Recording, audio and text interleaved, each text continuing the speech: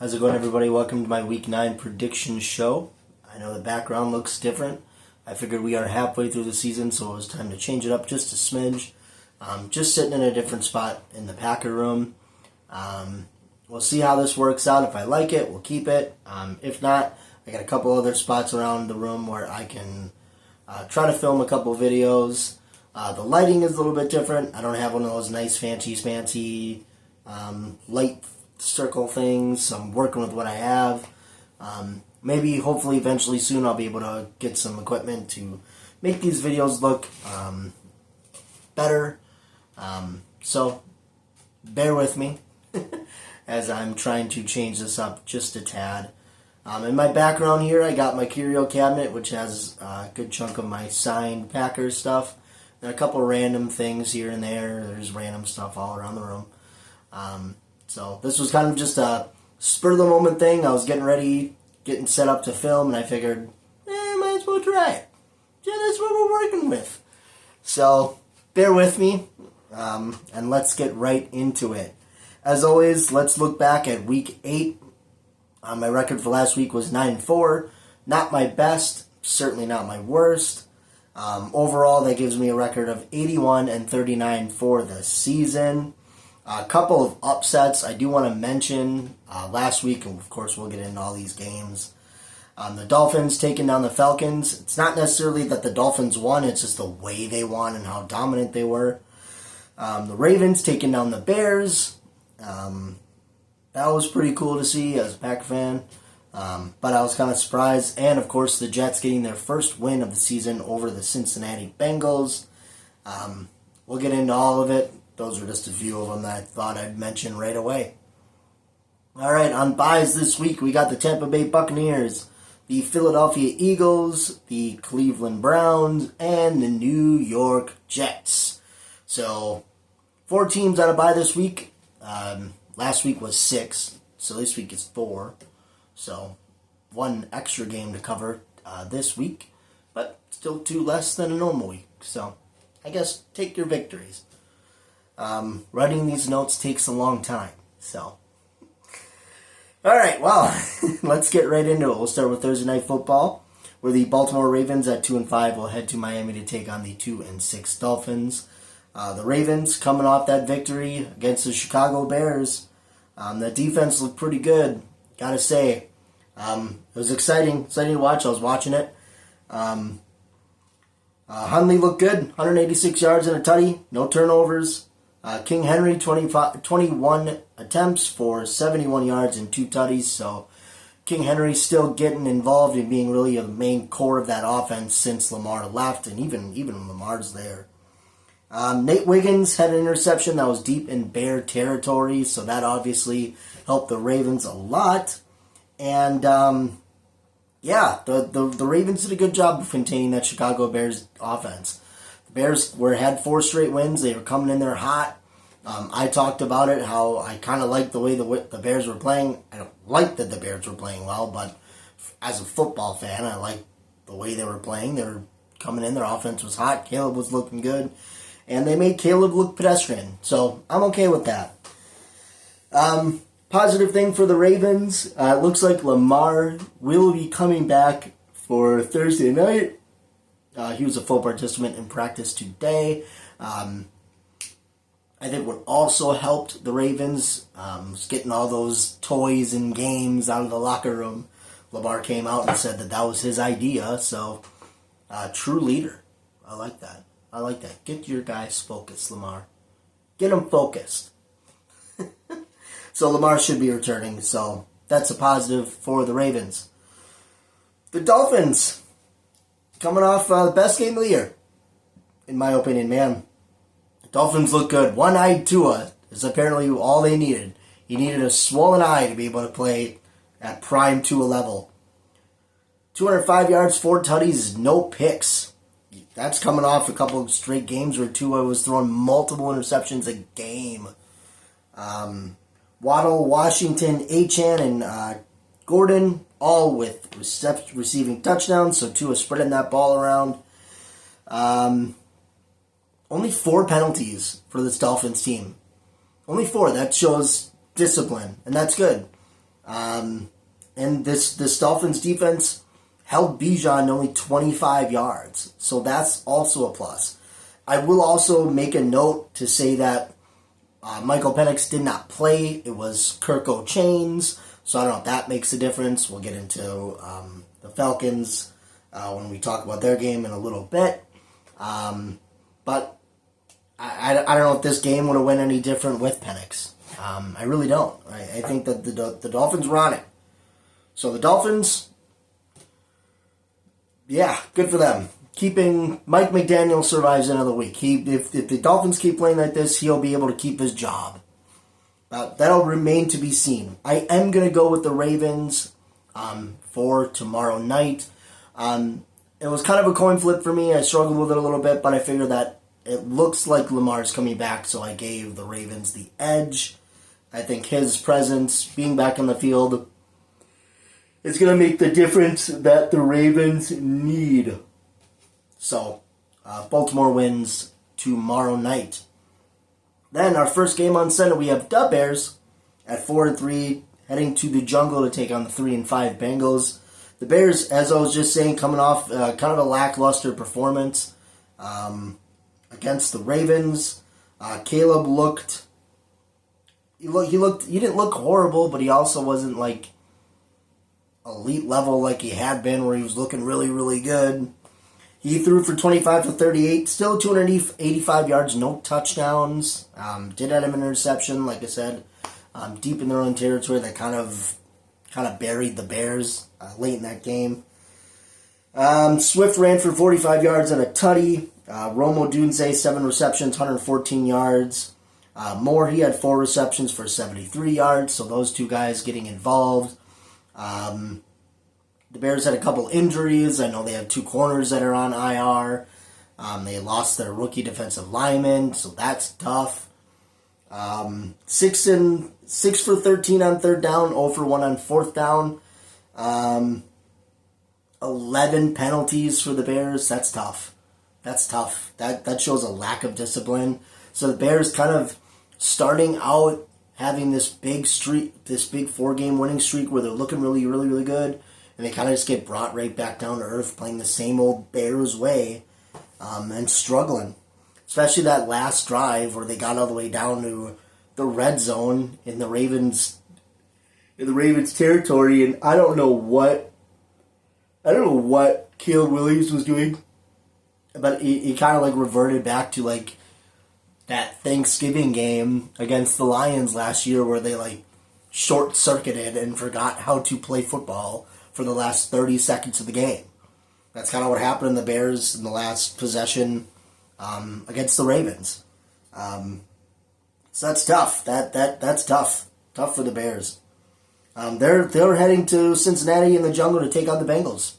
Bengals coming off blowing it right to the Jets. The Bengals offense, for the most part, they looked pretty good. It was the defense that was the problem, allowing 23 points in the fourth quarter. That's just unacceptable. You cannot have that, man. The defense also not getting to Fields at all. Flacco looked good. He had 223 yards, 2 touchdowns, a rushing touchdown. Pirine and Brown also had rushing touchdowns in this game. 181 yards on the ground for the Bengals, so that's good.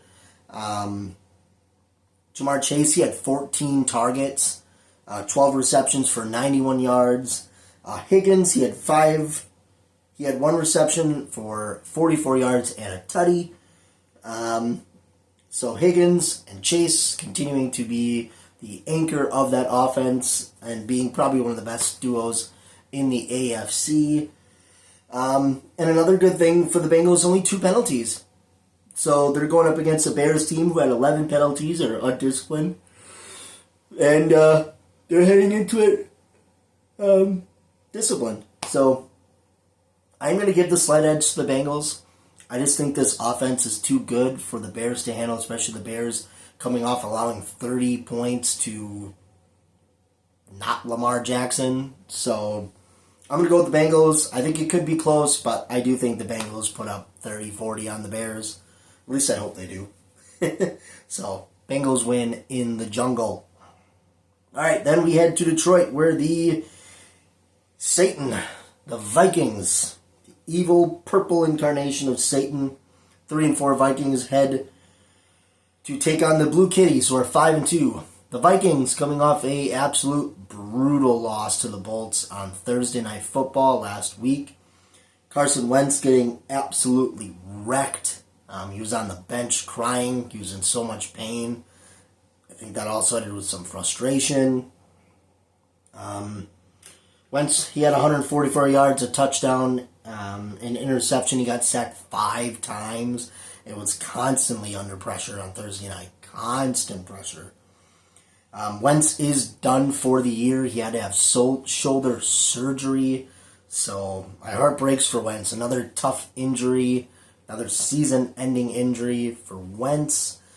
But that does mean that we will see J.J. McCarthy on Sunday.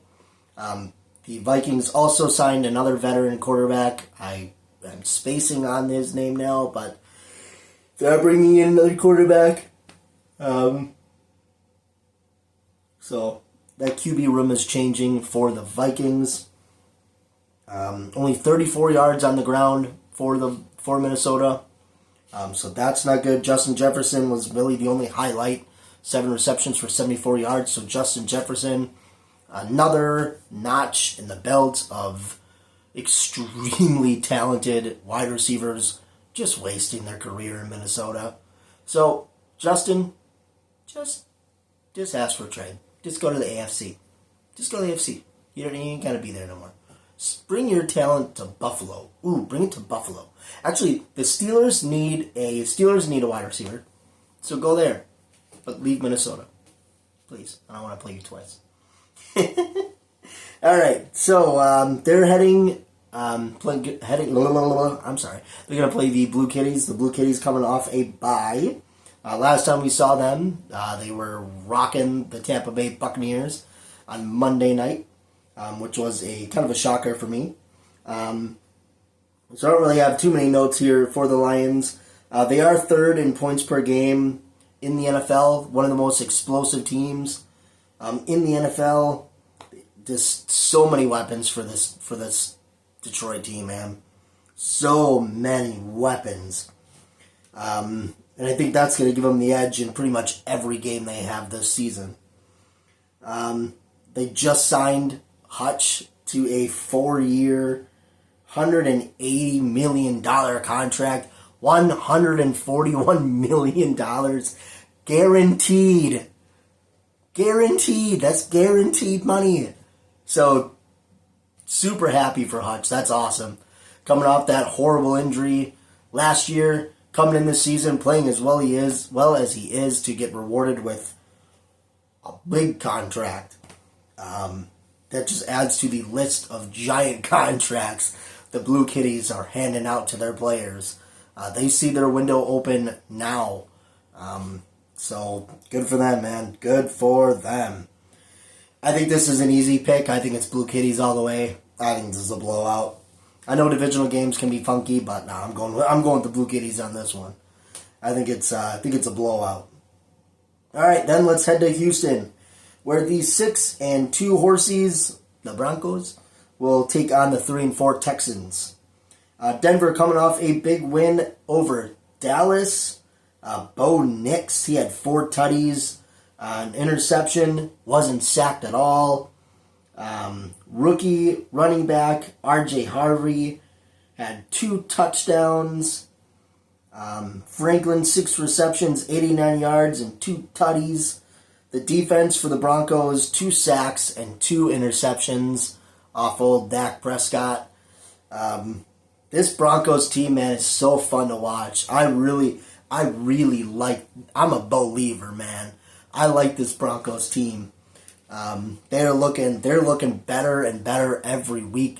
They picked up right where they left off after that pretty much a horrible performance against the Giants until the fourth quarter, but came out and just dominated the Cowboys all game long. Sad thing though, PS2 Pat Surtain looks like he's going to miss at least maybe a month with an injury. So prayers up to him. Hopefully he is able to come back soon, heals up, and comes back soon. He's such a vital, vital piece to that Broncos defense. They're going to take on the Texans. Texans are coming off a win against the 49ers where I think they pretty much had time of possession like the whole 60 minutes. Like the whole 6 minutes. I mean, it's a joke, but it's not. They just dominated it. That's mainly their defense being able to hold Christian McCaffrey and really shutting down the Niners at everything they did. C.J. Stroud, 318 yards, 2 touchdowns, a sack. 2 touchdowns, 1 interception, 0 sacks. Defense got to Mac Jones twice and also picked him off. And like I said, held CMC to practically nothing. We'll get into the Niners in a little bit. And just completely shut down the Niners. It's kind of a surprise to me. I picked the Niners for that game. But Houston came out and they balled, man. And they played really, really well. Houston's defense is really just a center point. I mean, they're good. They're one of the best teams, one of the best defenses in the league. They continue to play like this. We'll be seeing some meaningful games between them and the Colts soon. So, good for them. I am going to go with the Broncos here, though. I think their defense is just slightly better, and I think that I need to see more consistency from C.J. Stroud. We'll see how long Nico Collins is out. I'm not entirely sure. I didn't research that enough. But he was out on Sunday. We'll see how long he's going to be out. Hopefully he comes back soon. But I am going to roll with the Horsies in Houston. All right. Then we got a game at Lambeau Field. The Green Bay Packers taking on the Carolina Panthers. The Packers coming off a big win on Sunday Night Football against Aaron Rodgers and the Pittsburgh Steelers. Jordan Love was an absolute... He was the man on Sunday night. He was the man. He threw for 360 yards, 3 touchdowns, no interceptions, was not sacked at all. That is a big shout out to Zach Tom. He was able to hold T.J. Watt. Watt pressured Jordan just a couple times, but never got to him. Tucker Kraft, 7 receptions, 143 yards, 2 tutties, all career high for him on National Tight Ends Day. Josh Jacobs, 33 yards and a tutty. Wilson adding a lot of help to the running game with 61 yards. Jacobs still isn't 100% just yet. Jordan Love breaking a record, or at least tying a record for himself, but then tying a franchise record, 20 consecutive completions. He was saying in an interview with Kay Adams that had he known that he had tied that record with Brett, he wouldn't have had that one little toss where he kind of purposely missed Kraft. He probably would have tried something else. Defense was awesome. Edgerrin Cooper, he had a forced fumble. That was recovered by Javon Bullard. Parsons had a sack. Rashawn Gary had 2 sacks. McManus came back from his injury. He did have 2 missed field goals. I don't think that's too concerning. I think it might just take some time for him to get back into the swing of it, get back to 100%. I don't think the Packers, unless something happens this week, I think they're going to continue to roll with McManus. Although I do think they'll keep Haversick around. Jordan Love was the NFC Offensive Player of the Week, so congratulations, Jordan. Looking into practicing this week for the Carolina Panthers, the only players not participating in practice at all was Nineman, Dontavian Wicks, and Lucas Van Ness. Everybody else is practicing, at least in a limited or at full capacity, so that's great news. Jaden Reed had his helmet on. He was jogging by himself, catching balls. So I know we're still about a month or maybe more out from seeing Reed back, but it's good to see him back on the practice field doing at least a little bit of something. Sunday is throwback night, or throwback day. 1923 throwbacks for the Packers. First time they are wearing these new throwbacks. I love these throwbacks. I think they're pretty sweet. I did like the ones that they were replacing, the all green, but I do really enjoy these 1923 throwbacks, and I can't wait to see them on the field, man. They're gonna look real good. Also, one last note for the Packers: they are now 4-0 in the all whites. I didn't write it down. I mean, I have it written down, but I didn't write it down on these notes. But Jordan Love on Sunday Night Football is just deadly. He has like 1,400 passing yards, like 14 touchdowns, and no picks on Sunday Night Football, which is awesome. So primetime Pookie is the best kind of Pookie. All right, so the Packers will be taking on the Carolina Panthers. The Panthers got absolutely rocked by Josh Allen and the Bills, mainly James Cook. But beat down 40-9. Bryce Young did not play; he was still injured. Andy Dalton, the Red Rifle, came out there and he went out there and played. So that's the thing. He had 175 yards, no touchdowns, a pick. He was sacked 7 times. So that's not great. Rico Dowdle, 54 yards. Chuba Hubbard had a touchdown. T-Mac, 7 receptions, 44 yards. The defense, the Carolina Panthers defense allowed 4 rushing touchdowns, 2 for Josh Allen and 2 for James Cook. We'll get into the Bills in a little bit. But you don't like to see that from the defense at all. That's not great. They allowed Cook to have 216 yards. The offense for the Panthers, there were 4 of 11 on third down. I guess the only bright spot you can really look at for the Panthers is that Bryce Young might be back to play the Packers. We'll see. The last time the Green Bay Packers went head-to-head with the Panthers, it was a close game in Carolina on Christmas Eve. I remember watching it at my family's house and staring at the television and wondering just how Joe Barry was going to screw us. But we don't have Joe Barry anymore, so that's good. That's good. We'll see if Bryce is going to be back. I think that the Panthers have a better chance if they have Bryce, in my personal opinion. But, of course, I'm going to go with the Packers. I think this is a good game for the Packers to continue rolling on offense and defense.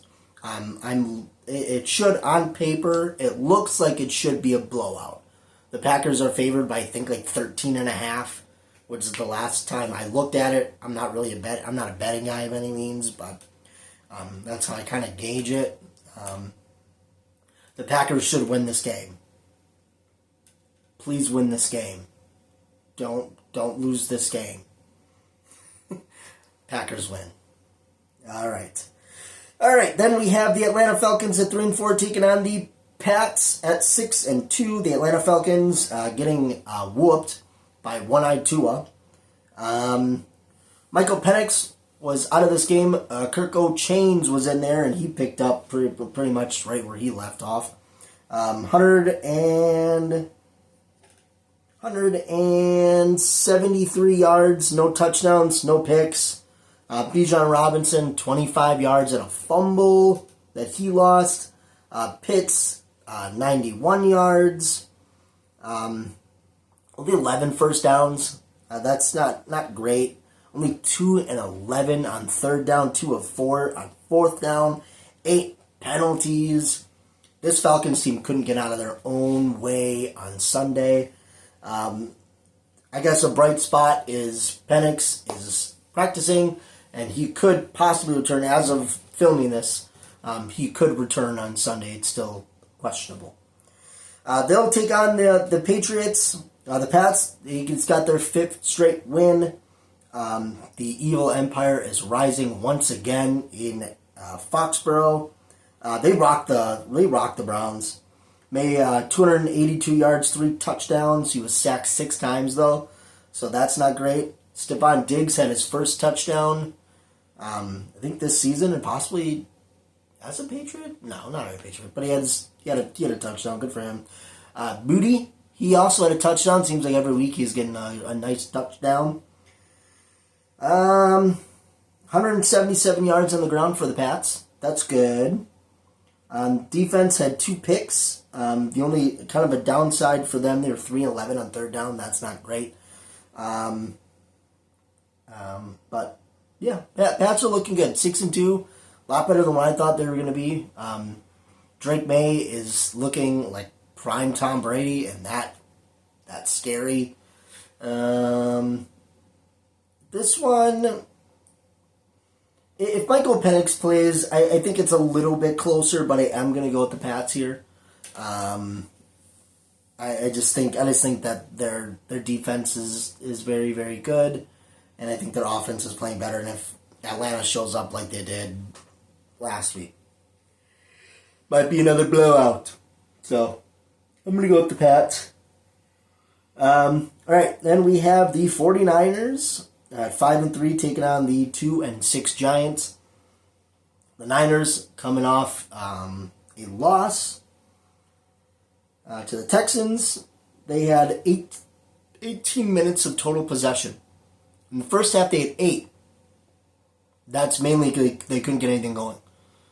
They couldn't. They could not get anything going. They were 3 of 14, or 3 of 4 on third down. Mac Jones, 143 yards, 2 touchdowns and a pick. CMC only had 25 yards on 8 carries.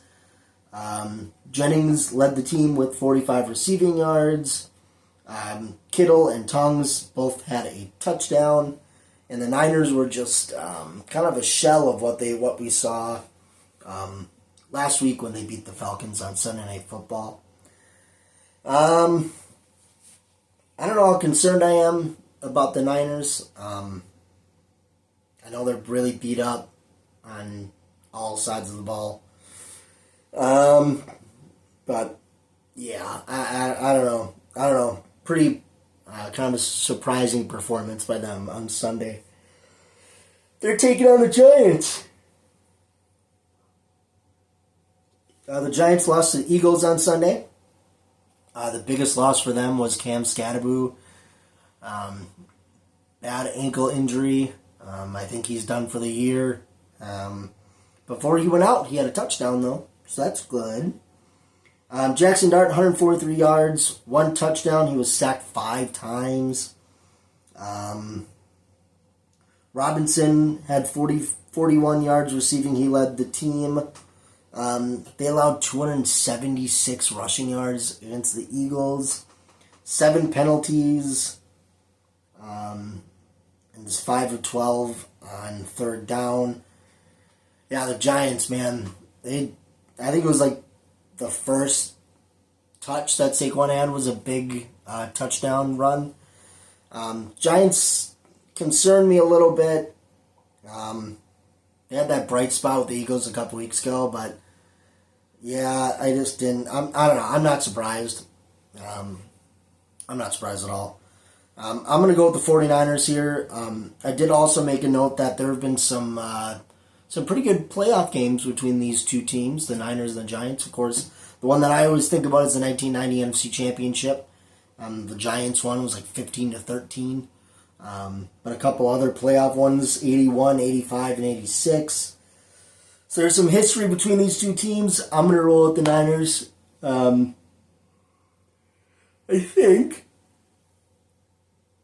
think it's close, but I'm going to roll with the Niners. I think that they come back. Good bounce back win. I do see CMC playing a lot better. I did also see somewhere that Brock Purdy could play. Although Brock Purdy has kind of almost been able to play the last couple weeks, so I don't think I have much faith in that. All right, then we will go to the Indianapolis Colts at 7-1, taking on the Pittsburgh Steelers at 4-3. The Colts coming off a blowout over the Titans.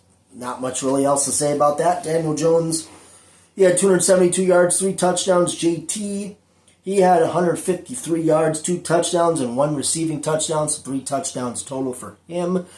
In my opinion, Jonathan Taylor is the front runner for the MVP race. I saw some crap on NFL Network that Patrick Mahomes had like the number one spread or whatever odds to win the MVP, and I think that's a joke. I think it's clearly JT right now.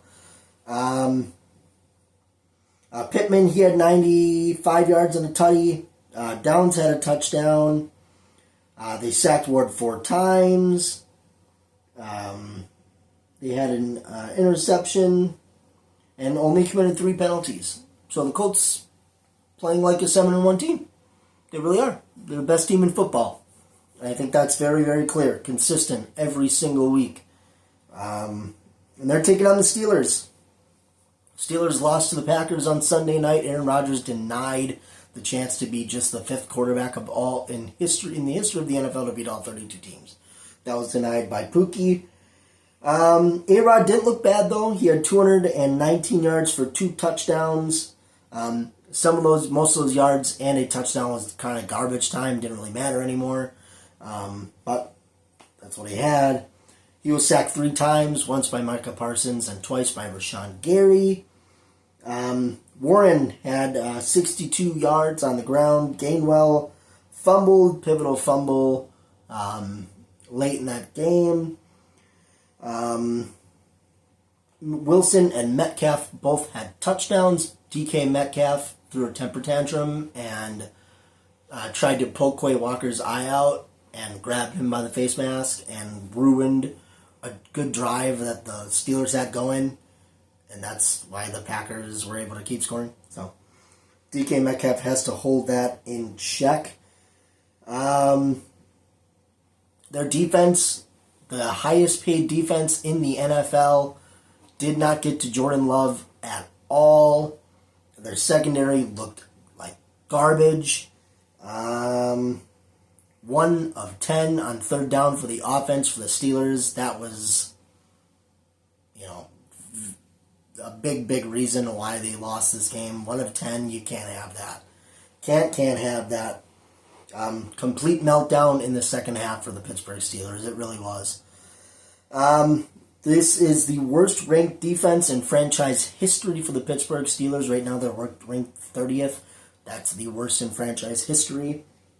But I may be crazy here, but I'm going to go with the Pittsburgh Steelers to take down the Colts. I think that Aaron is going to play better. I think this defense is going to play better. And I just have a feeling that the Steelers are going to beat the Colts on Sunday. Call me crazy, but that's what I'm going with. All right. Then we have the 5-3 Bolts taking on the 1-7 Titans. The Bolts coming off that big Thursday night victory over the Vikings. Justin Herbert, 227 yards, 3 touchdowns, and a sack, or an interception. He had 62 rushing yards. Vidal, he had 23 attempts for 117 yards and a touchdown. 207 rushing yards overall for the Chargers. That's awesome. Ladd McConkey, 6 receptions, 88 yards, and a touchdown. The defense played very, very well. They had a pick and sacked Wentz 5 times. 9 of 13 on 3rd down, which is excellent. 8 penalties, though, so that's not great. But overall, I think the Bolts played very, very well against the Minnesota Vikings. I think the Bolts are in contention to win the AFC West, depending on if the Broncos keep doing what they're doing. But I do think that the Bolts are the second best team in the AFC West, right underneath the Denver Broncos. They're taking on the Titans. The Titans, like I just said in the previous game, blown out by their division rival. Ward, he had 54 yards, touchdown, an interception. He was sacked 4 times. So he continues to just be a sitting duck behind that offensive line. 113 yards in the ground. That's not bad. I hope I'm pronouncing this right.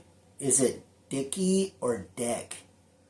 Either way, this guy had 7 receptions for 93 yards. Overall, the Titans 6 of 15 on third down, so not great. 1 of 3 on fourth. 3 penalties, so that's good. A little bit of discipline there.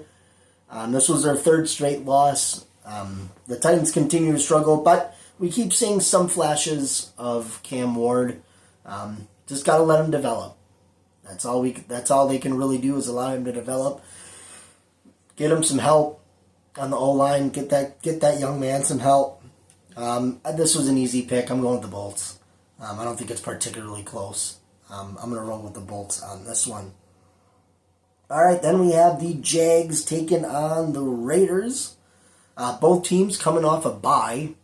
Last time we saw the Jags, they got whooped in London by the Rams. They're on a 2-game skid, so they haven't won since their awesome Monday night win against the Chiefs a couple weeks ago. Last time we saw the Raiders, they got blown out by the Chiefs 31-0. The Jags, 10 interceptions this season. Devin Lloyd, he leads the league with 4, so the Jags are getting takeaways. Geno Smith leads the NFL with 10 interceptions, so that's not a good mix if you're a Raiders fan. The Raiders are 31st in points per game, only 14.7 points per game, 31st in the league. The Jags are 27th in the league in points per game. They have 20.4. I think this is a big bounce back game for the Jags. I don't think it's going to be particularly close unless the Raiders are able to get some good pressure on T-Law. I do see Max Crosby getting there a couple times. I wouldn't be surprised to see Crosby getting like a sack or 2. But I do think this is going to be Jacksonville. I think maybe by 14. So I'm going to roll with the Jags. All right, then we head to the 1-7 Saints taking on the 5-2 Rams. The Saints coming off a brutal loss to the Tampa Bay Buccaneers, 23-3. Spencer Rattler, 136 yards and an interception. He was sacked 3 times. He also fumbled the ball. He got benched for Tyler Shugg. And they just announced earlier today that Tyler Shugg would be the starting quarterback for the remainder of the season. But, he came out, and, he didn't play particularly well either. 128 yards, sacked twice, and threw an interception. Alvin Kamara only ran for 21 yards. Shaheed led the team with 9 receptions, 75 yards. He also had a fumble. Olave, he had 63 yards on 8 receptions, 50% on third down, 50% on fourth down, and 8 penalties. So, it's not looking good in New Orleans. They're taking on the Rams. The Rams coming off a bye. They needed it. They got a couple injuries there. Last time we saw the Rams blowing out the Jags in London, Matthew Stafford threw for 5 tutties. Devontae Adams caught 3 of those touchdowns. Stafford, he's got 17 touchdowns and only 2 picks on the year, so that's pretty awesome. They've won 3 of their last 4. They are the Rams. I had actually completely forgot about this. The Rams are the only team to beat the Colts. So that's good for the Rams. That's good. And good news, looked it up earlier, Puka Nacua should be ready to go on Sunday, barring any major setbacks. So that is big for the Rams. I am going to roll with the Rams in this one. I don't think it's particularly close. I think we could see another 4 or 5 touchdown day from Matthew Stafford. I hope we do because I have Matthew Stafford on my fantasy team. So, go Stafford. Rams. I think the Rams are going to blow out the Saints. All right, then we have what everyone's probably saying is the game of the week. The Kansas City Chiefs taking on the Buffalo Bills. Chiefs and the Bills seem to always have good games, so it should be a fun game to watch. The Chiefs coming off a Monday night victory, 28-7 over the Washington Commies. Mahomes starting to look like prime Mahomes again, and that sucks. He had 299 yards, 3 touchdowns. He also threw 2 picks early in the game, and he got sacked 3 times. Isaiah Pacheco, he had 58 yards, but then he got injured. He is considered, I think, week to week. Travis Kelce led the team in yards. He had 99 yards and a touchdown. Rashee Rice, 93 yards and a touchdown. Ever since he came back, he's been on fire. Hunt, he had a rushing touchdown and a receiving touchdown. The Chiefs' defense all over the Commies. 2 interceptions, 2 sacks, 26 first downs for the offense, and only 4 penalties. So, Chiefs peaking, and that sucks. But the Chiefs are peaking. They're taking on the Bills. Bills, like we talked about earlier, a big bounce back game against the Carolina Panthers, blowing them out 40-9. Josh Allen, 163 yards passing, 1 touchdown, 2 rushing touchdowns. James Cook was the star of the day. He had 216 yards and 2 touchdowns. Shakir, 88 yards and a touchdown. 23 first downs for that offense. 7 of 12 on third down. Committed 7 penalties. So they seem to be peaking as well. So we're going to get the Chiefs and the Bills both peaking and playing very, very well. I think this is a really good time for these two teams to meet up.